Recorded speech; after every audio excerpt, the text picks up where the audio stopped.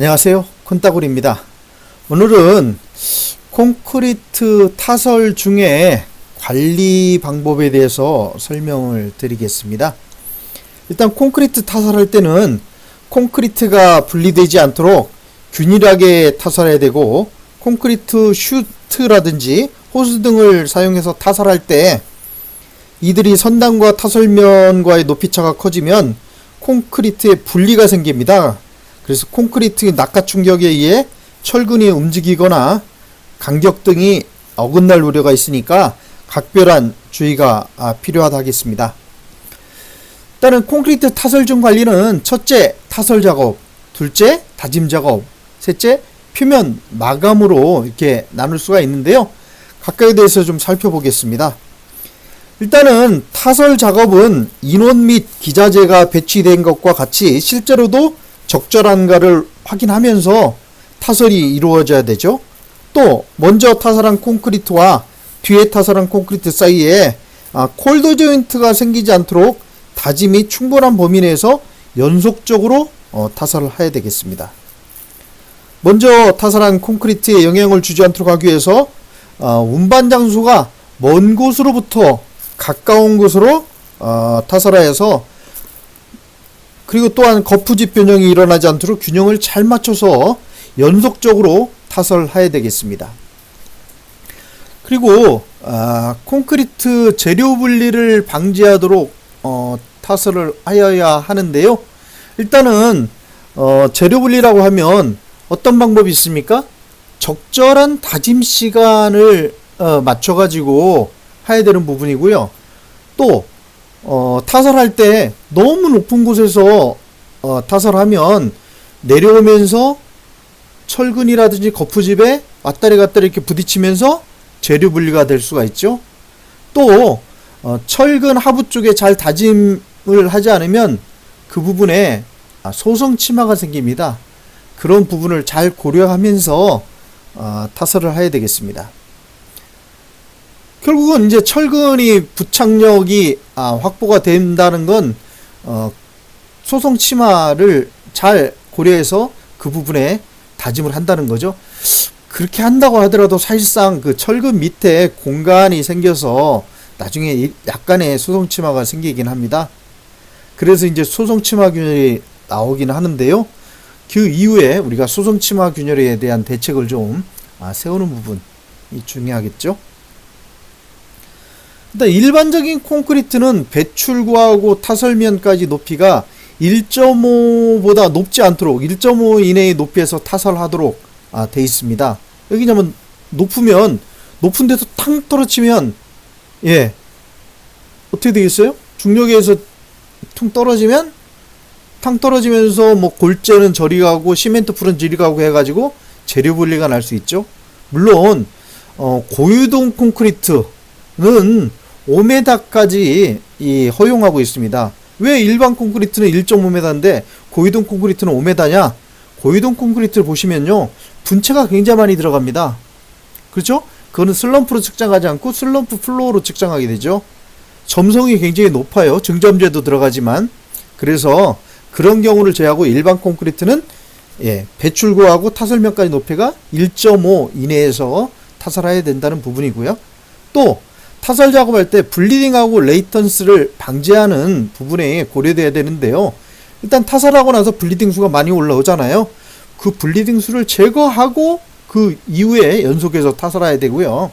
또 타설 속도는 일반적으로 약 30분에 1 내지 1.5m 정도를 높이로 타설합니다. 그러니까 기둥 같은 거 타설할 때 쭉 얼마 면적이 작다고 해가지고 높이를 굉장히 일시간에 타설해 버리면 시간에 따라 가지고 치마가 굉장히 많이 생기죠. 그리고 그 위에 보라든지 이런 부분을 연속돼 버리면 보나 미리 타설한 그 기둥축 그 사이에 갭이 많이 생기게 됩니다.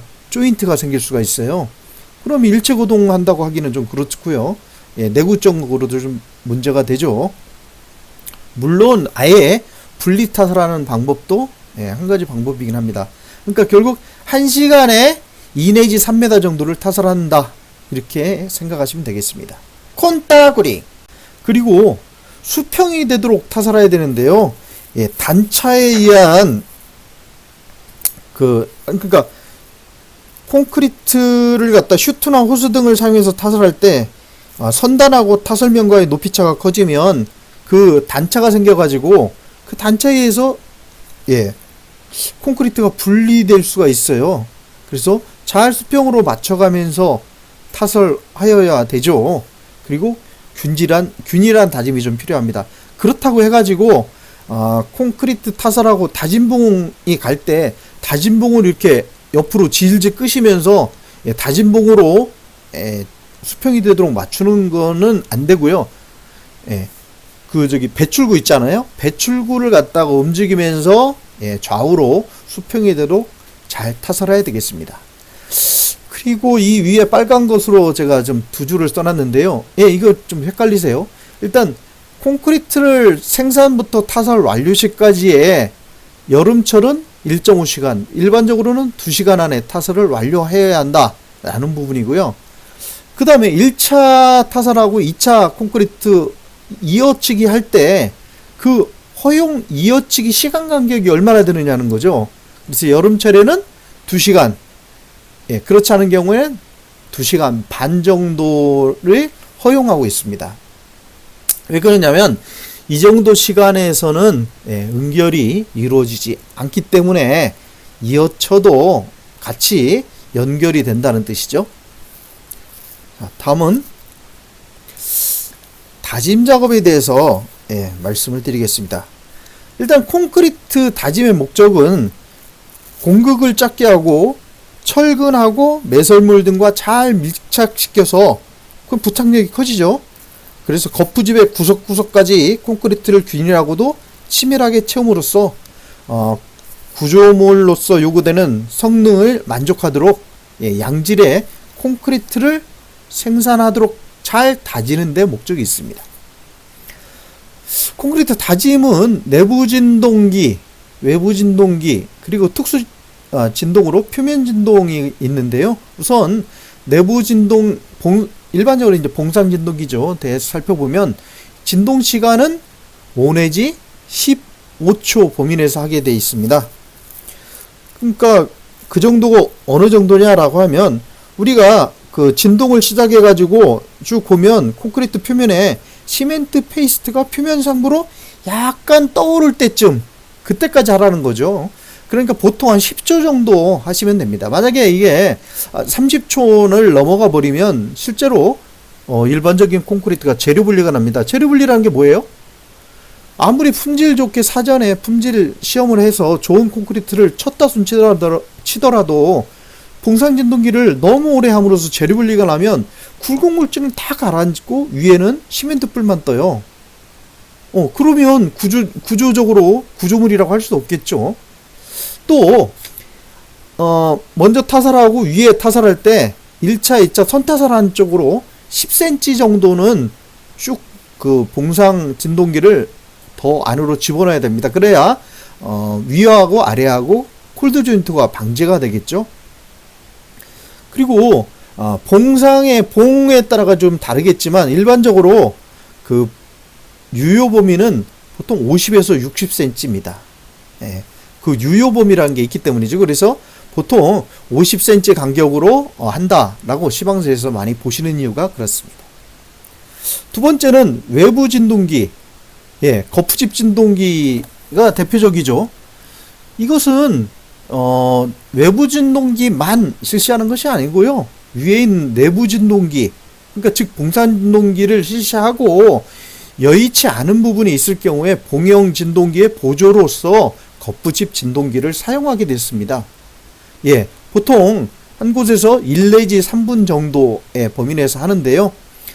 진동기를 미리 거푸집이나 이런 곳에 설치할 때는 보통 2m 내지 3m에서 한 대를 설치하고요. 타설하는 포인트가 있죠.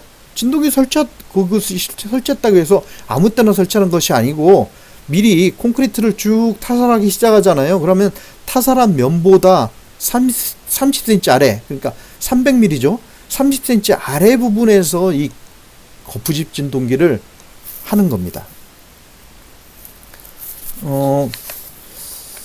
거푸집 진동기를 그 30cm 아래에서 하는 이유는 만약에 그 위에서 하게 되면 이어치는 데서 해서 콜드 조인트가 발생해요. 그래서 미리 타설한 콘크리트보다 약 30cm 아래 범위 내에서 하는 것이 중요하겠습니다.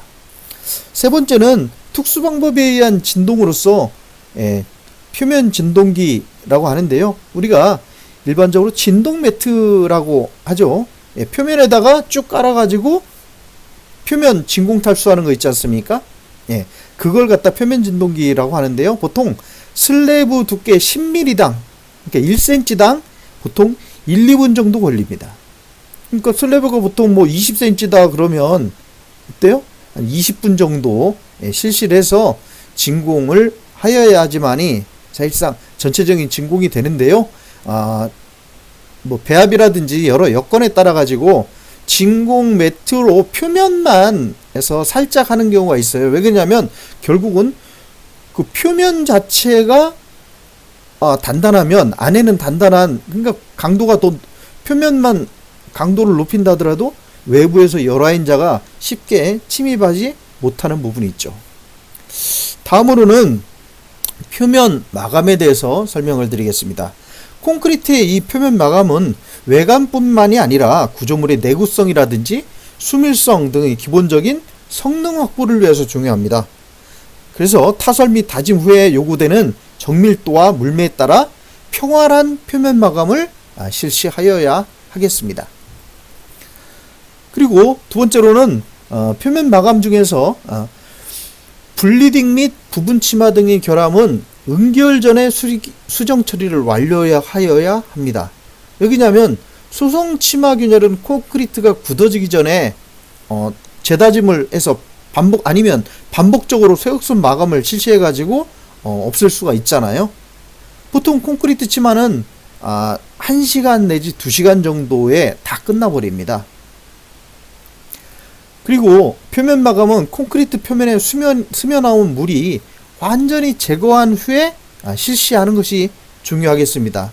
스며난 물이 있을 때 들퍽질퍽거려서 사실상 이 표면에 쇠흑선으로 잘 마감된 듯 하지만 나중에 그 경화되고 나면 그 피복처럼 그 콘크리트 표면이 허옇게 들뜨는 경우가 나올 수가 있습니다. 꼭 레이턴스 같은 그런 영향이 있기 때문에 그러니까 콘크리트 타설, 콘크리트 시공 중에서 빨리 해야 되는 게 있고 빨리 해서는 안 될 부분이 있죠. 표면 마감이 그렇습니다. 콘크리트 표면 마감은 성급하게 해서는 안 되는 부분입니다. 그래서 빨리 해서는 안 되는 것 중에 콘크리트 표면 마감이라는 게 있는데요. 꼭 콘크리트 표면에 스며난 물을 완전히 제거한 후에 실시하기 바랍니다. 오늘 여기까지 하겠습니다.